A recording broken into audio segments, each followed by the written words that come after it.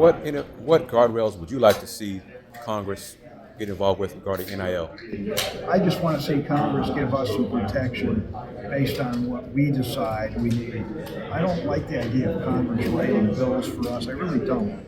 I think what we need is, look, as far as I'm concerned, worry about the big stuff. Don't worry about all these little small deals in NIL. Worry about the big stuff. Worry about whether it's really NIL. Okay, so if the NCAA says there's no quid pro quo here in terms of sponsorship, I mean, all they're doing is paying somebody $5 million and they don't have to do anything. Or they make one appearance, which is really, so the NCAA says that's not NIL as it was meant to be.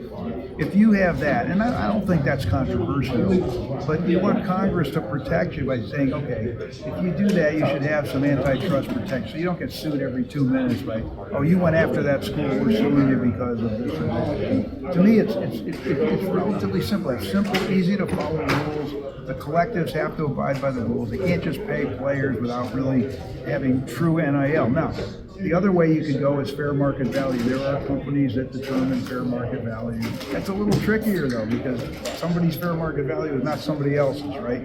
So you start getting into that, you put people in a straitjacket, it's not easy. I don't want Congress telling us what these rules should be. I want us saying to Congress, we think we've put forward a series of reasonable, simple rules. Keep it simple and just give us some protection. And the courts too.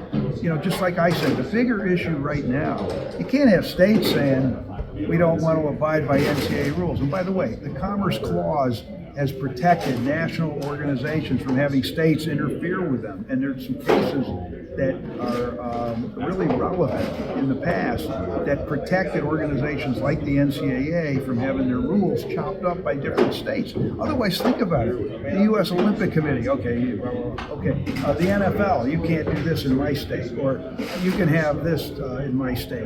You can't have states doing that, and I think the courts have always recognized that. That's why you have a commerce clause. You can't say a state can start interfering with a national enterprise. That's what college sports is, what the NCAA is. Whether it's the NCAA or some other organization someday, they have to have the ability to enforce their own rules.